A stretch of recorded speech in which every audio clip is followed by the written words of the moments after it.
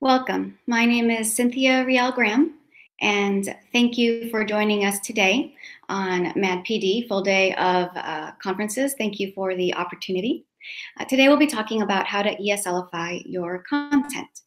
And I am going to go ahead and share with you some slides. This is a 15-minute professional development. And let's see if I am able to get this ready for you. Let's do this one more time.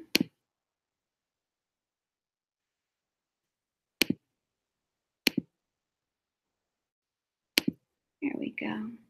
That's what we need. All righty. I hope you can see the presentation now. What you see in front of you are the 3 items we have for the agenda today. We are going to first focus on vocabulary by presenting images and realia. So as an instructional coach, I have a lot of teachers who come to me saying, I need to incorporate some vocabulary word wall or vocabulary study into my lesson plans. And so I always bring up Marzano's work and his vocabulary card. So what you're seeing is an example. This is a very plain example. You have your unknown word, your non-linguistic or pictorial representation, word definition or synonym, and a sentence using the word that the child is learning. So what I normally have teachers do is include a lot of visuals. Here you see a before vocabulary card. It's very simple. You have the same information we just discussed. You have one picture. Many ESL children sometimes need a little bit more than that. So here we have a redo, an after. As you can see for the word, the unknown word, it's hot topic. We have a picture of some flames here that indicate heat. The topic in the newspaper, it's pointing to that title. I've incorporated some questions, and you're going to see a lot of color coding going on with this presentation. So what is hot topic? A hot topic is what everyone is talking about at that particular moment. I always ask my teachers to remember their sentence stems. These are response stems. So children will say, we are talking about, well, today we're talking about hashtag MADPD and how to ESL-ify your content. Children will say, we are talking about hot topic. What is a hot topic? Our hot topic now is, and the children will have the opportunity to turn and talk and tell their friends and then their teacher what the hot topic is today in class. The images that I've selected are pretty simple, but I've added some arrows to indicate that you have some subtitles going on here. So these are the topic of read or literature that you have going on in this newspaper. We also have 2 people talking. What was everyone talking about at the staff meeting? And the response is, the hot topic of the conversation was Hispanic Heritage Month. So that gives children a better idea of what the word hot topic means. And of course, we always use the vocabulary word in a sentence. Basketball and baseball are hot topics for sports in the United States right now. If you're familiar with sports in the US, we are in spring. And so we had March Madness and it's extended and now we have baseball going on. So let's go on to our next slide. Here is another suggestion I offer our teachers. If you're giving your kiddos some articles and you really want to differentiate, I always suggest that we plug in some images. This whole presentation was done on Google products. So I inserted an image from Google. Here we have our vocabulary words that we're going to be using for the Marzano cards, red and bolded. I've also included some demographic information. And you'll also see some vocabulary words with a picture. Many ESL students sometimes confuse or just don't understand what some vocabulary words mean in the sense that Americans are trying to use it in. So here we have $sign, cowboy, barbecue, Mustang, and chili. Now, if you notice, we only have 3 paragraphs on this after document. And normally what's going to end up happening is that we will have two documents, double-sided, that will contain the same information as this one double-sided article. Our next page has 2 additional paragraphs. I decided to color code these Spanish names: Florida, California, Nevada, Colorado, Montana. And I circled them on the US map. This is also an insert from Google. And then we have 4 other names that are different. You know, these have Hispanic names, and they are in blue. Now, this bottom map, I thought, you know, sometimes children, they get confused with their cardinal directions. So we went ahead and inserted here some arrows: west, south, bolded in blue, annexing or occupying, synonyms, bolded in green, 82 years. And if you notice, it matches the same color as this timeline that we created as well. This paragraph is also talking about Puerto Rico. So many people sometimes don't know that Puerto Rico is part of the US, even though it's located in the Caribbean. It's Commonwealth. So I have that little inset here so that could be discussion as well. And here we have a picture of the Panama Canal. So this document has an additional 2 pages, but this is what I'm going to show you today for just this article, which is also linked, and you will have access to these slides after the presentation.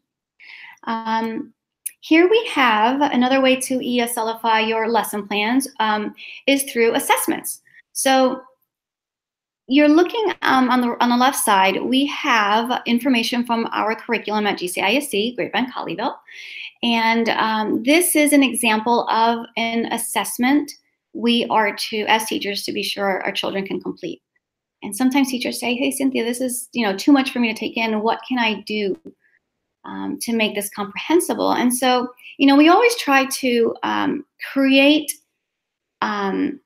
documents, work for our children that is comprehensible for our kiddos. I love Krashen's work. And so sometimes I think, wow, our teachers also need a little bit of this comprehensible input. So what we've decided to do here was using Google products as well, putting in the same information that we're testing, but with diagrams and live links and pictures. Down here we have the grading rubric. Same information, just presented differently and color-coded.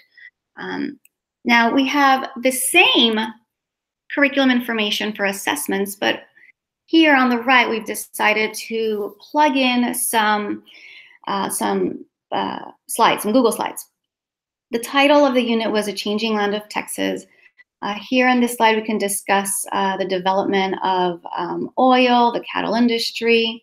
Here, children have another view of the U.S., where Texas lies, and what it is we need to do. What's the most important development to our state? This 4th slide contains information about what the child is to produce.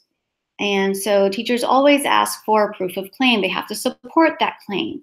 So children will have the opportunity to look at their links. These pictures over here are also linked to the same information. They have some other sources of information they could look at, which is a textbook and some Symbaloo sites. That last presentation that you see of the Texas flag, again, grading rubric. Children have the opportunity to record the responses on Flipgrid and post their rubric and some of their work to Google Classroom. So Google Classroom is a medium by which some teachers deliver their lessons, and it's also the process in which teachers can collect assessments, authentic assessments, or work from their kiddos. So it's a really great means of implementation in class. As we continue with our agenda, we've already spoken about vocabulary, and some ways we could present images into our content. Here we have also another topic to discuss today is using level text to match students and reading levels. I have about 5 minutes left, so I'm going to walk you through this really quickly. Thank you, Miss Karen Leoy. Shout out to you for helping me out with some of these websites. Teachers sometimes ask, how can I differentiate articles for my kids? And you know what, Cynthia, I just don't have time to be plugging in all these images. what can I do? What else can I do? So we suggest that they use Newsela or Newsela, Actively Learn, News in Levels, or ReadWorks. These 4 sites allow children to access current news in different levels, in differentiated levels. You'll see that once you click in, we don't have time for that today, but once you click in, you have some websites that provide questions. So children will read a paragraph and they will answer some questions as they're reading. Some of these also provide a mini quiz when you click in, so that the articles that pop up are to the children's reading level. For those that do not have that option of the quiz, and if maybe a child's reading at a 2nd grade level, many of these, the lowest level you'll find is a 3rd grade level.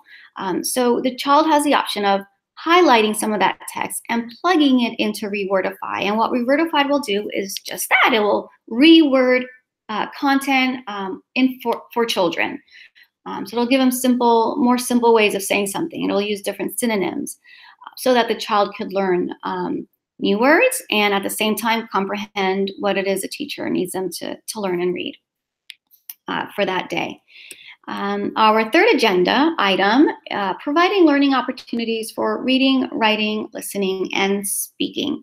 So our ESL children, our ELLs, our newcomers, all are on this trajectory of being beginning, or they could be intermediate, advanced high, and they need to reach that advanced high level. Well, there are many ways to help children along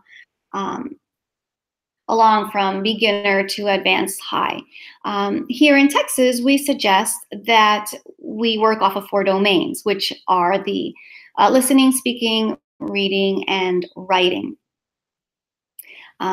What I have for you today on this rotation task chart are some links to websites that can allow children to improve their listening off the 3 links that we have here. So we have 3 links for listening, 3 for speaking, 3 for reading, 3 for writing. The children will be able to access these from home, from school. They'll be able to submit their work maybe through Flipgrid, through Google Classroom. And this type of rotation can be used either, one of these for once a week or once every 2 weeks. So these are pretty good resources. To finish off today, remember, the question should never be, can you tell me what's wrong with this English learner? The expression should always be, what can I learn to better serve them?